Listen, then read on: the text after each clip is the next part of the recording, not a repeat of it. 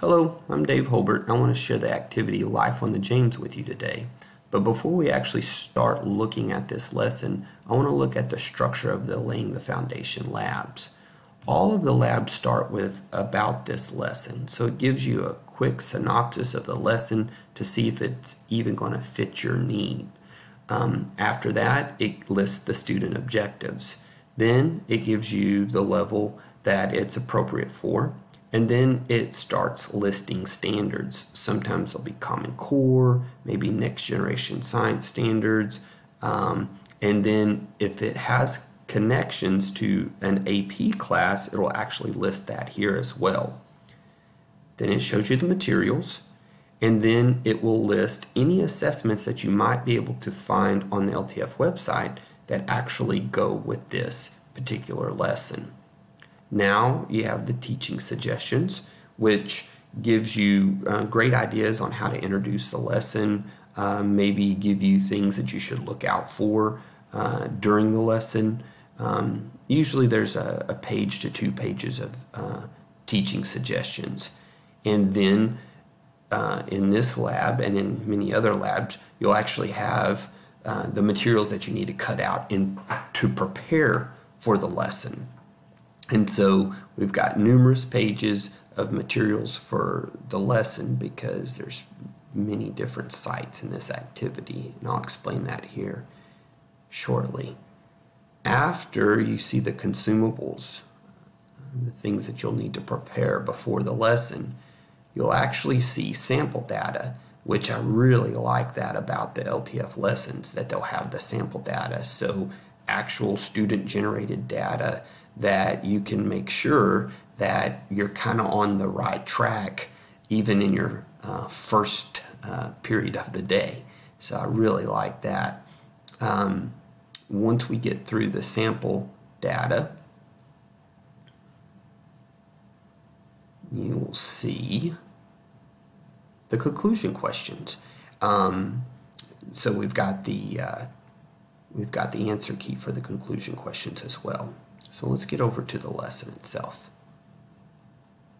All right, one last thing with this lesson that might not show up with all the lessons, they actually have a key, a guide for the students to be able to identify these different macroinvertebrates. And so those are present as well. So here's the actual student pages.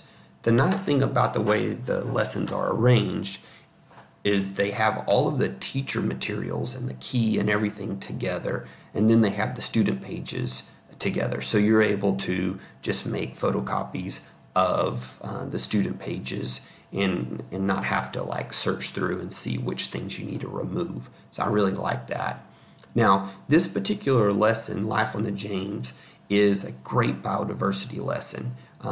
It actually allows the students to look at biodiversity and then apply what they know about biodiversity to see whether or not a particular body of water is actually clean or not. So they can look at everything that's in the water and then make a judgment about the water quality based just on the biodiversity that is present.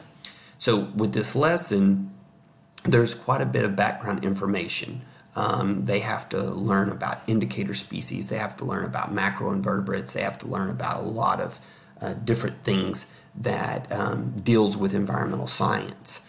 And once they kind of get an idea of what they're looking at, you put the students in groups and you give them a copy of the organism cards, the cards that are referred to as the key or the guide.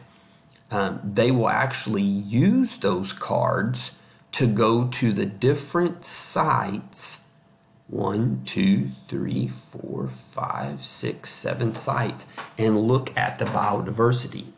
And once they're able to determine what all the different species are and look at the biodiversity, they'll actually do a calculation to look at the biodiversity index to look at the water quality.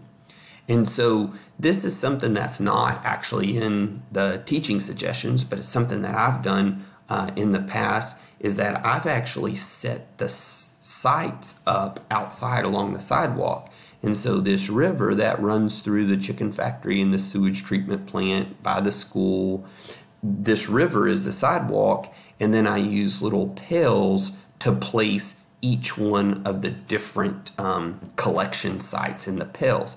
And then the students are able to empty the pails out. They're able to go through it with their group and to determine what the different biodiversity index is for each one of those different locations.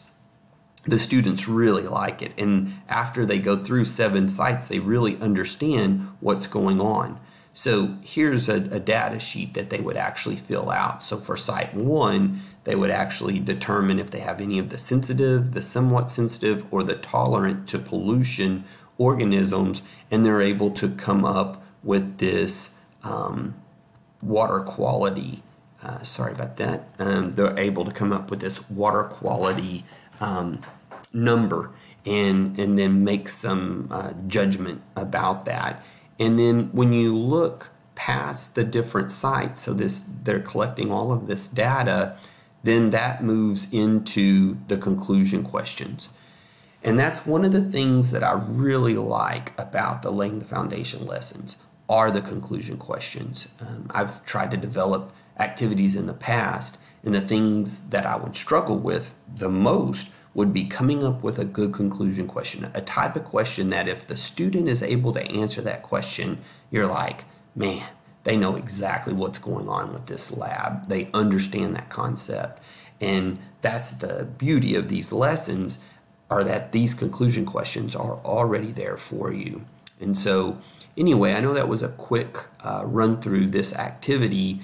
I think that if you take a little more time, you'll be able to see all the different little aspects about it that will make it a terrific lesson for you to use in your class.